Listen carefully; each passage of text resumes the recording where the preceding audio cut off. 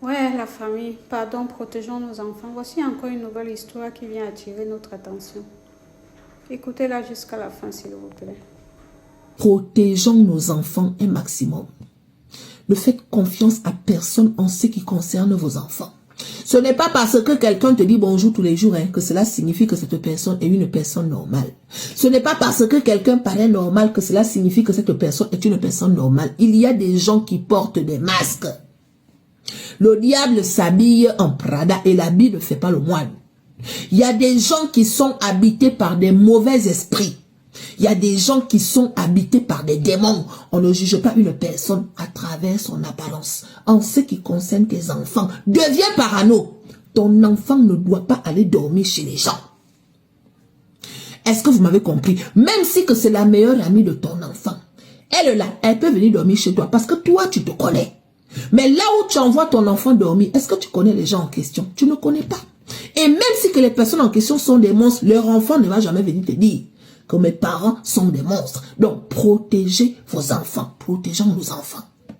Le monsieur que vous voyez sur cet écran, ce monsieur-là qui a l'air d'une personne normale, si tu es célibataire et qu'il vient te draguer, est-ce que tu vas dire non? Je ne pense pas, parce qu'effectivement, il a l'air d'une personne normale. C'est un père célibataire d'une gamine de 12 ans. Il élève seul sa fille. Il paraît que là où il habite, tout le monde apprécie le comportement qu'il a vis-à-vis des gens. Sa fille est très bien élevée, sa fille est toujours bien habillée, un genre. Sa fille s'est tissée d'amitié avec d'autres filles, 3. Elle a 3 meilleures amies. De temps en temps, sa fille va dormir chez ses copines. Elles font les soirées pyjama. Aujourd'hui, elle est chez une. Demain, elle est chez l'autre. Après-demain, elle est chez l'autre. Elle fait souvent des tours comme ça, là. Jusqu'à ce qu'un jour, la fille du monsieur propose maintenant à ses copines de venir aussi passer la soirée chez elle. J'ai l'habitude de venir chez vous. Est-ce que vous pouvez aussi venir chez moi? Les copines ont demandé à leurs parents. Les parents n'ont pas dit non. Parce que, effectivement, ce monsieur-là, il paraît normal. Et sa fille paraît normale, mes chéris. Les parents ont accepté.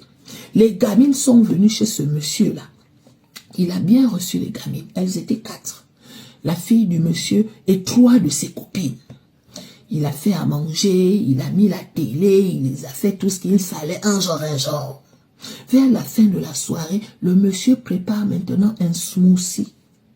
Lui seul sait ce qu'il a mis dans le smoothie. Il a donné aux enfants. Les 3 autres ont bu. Il y a une qui avait mal au ventre une fois qu'elle a fini de manger.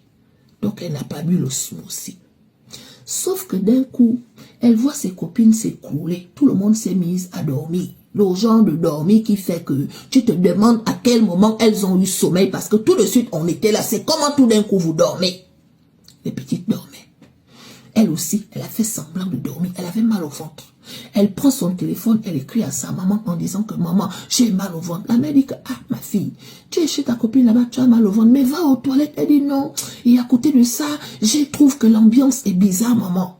Je trouve que l'ambiance est bizarre. S'il te plaît, viens me chercher.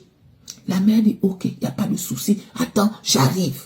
Le temps que la mère arrive, la gamine a éteint son téléphone, elle s'est endormie. Elle voit maintenant le papa là.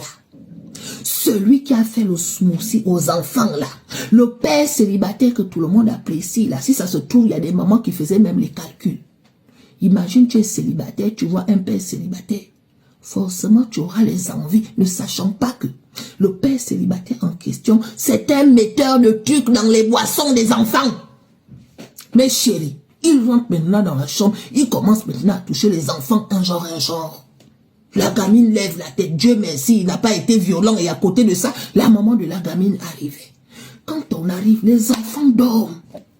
Les enfants sont maintenant en train de dormir. La maman a été obligée d'appeler la police que non, il y a quelque chose qui ne va pas et tout, nanani, nanana. On a emmené les enfants à l'hôpital. Quand on examine le smoothie là, que ce papa-là a fait à l'intérieur, on trouve qu'il a mis des choses pour que les enfants s'endorment. Pourquoi? Pour pouvoir faire les biberonnes aux enfants. On peut faire ça. On peut faire ça. 3 gamines d'autrui. Tu mets les trucs à l'intérieur pour qu'elles dorment afin de pouvoir leur faire les biberonnes. En tant que qui? Un père de famille, le voilà. Le voilà. Tu le vois dehors, il dit bonjour à tout le monde. Il est dans une grosse voiture. Il va te dire que la mère de mon enfant n'était pas gentille. Pour l'instant, je préfère rester seule. Entre-temps, c'est un metteur de trucs dans les boissons des enfants des gens. Voilà ça. Donc, protégez vos enfants. Protégeons nos enfants. Vous comprenez, non? Personne ne doit prendre ton enfant comme quoi il vient dormir chez moi. Non. Les enfants des gens peuvent venir dormir chez toi. Et là encore, hein, parce que en ce qui concerne la sorcellerie, il y a des gens qui peuvent mettre des trucs dans le corps de leurs enfants. Dès que l'enfant vient dormir chez toi, voilà ton enfant qui ne se réveille plus. Donc, protégeons nos enfants. Les amis, vous avez bien entendu l'histoire, non? Vous avez entendu ce que la grande sœur, la Manche, vient de nous raconter et ce qu'elle nous a dit. Faisons très très attention. Comme on dit toujours là, hein, ce n'est pas écrit sur le visage de quelqu'un que je suis ci ou ça. C'est à nous d'être très vigilants. On peut dire de nous tout ce qu'on veut. Hein. Nous sommes parano, nous sommes ceci, nous sommes cela. On s'en fout. Ce qui est sûr, c'est que c'est en notre compagnie que nos enfants sont en sécurité.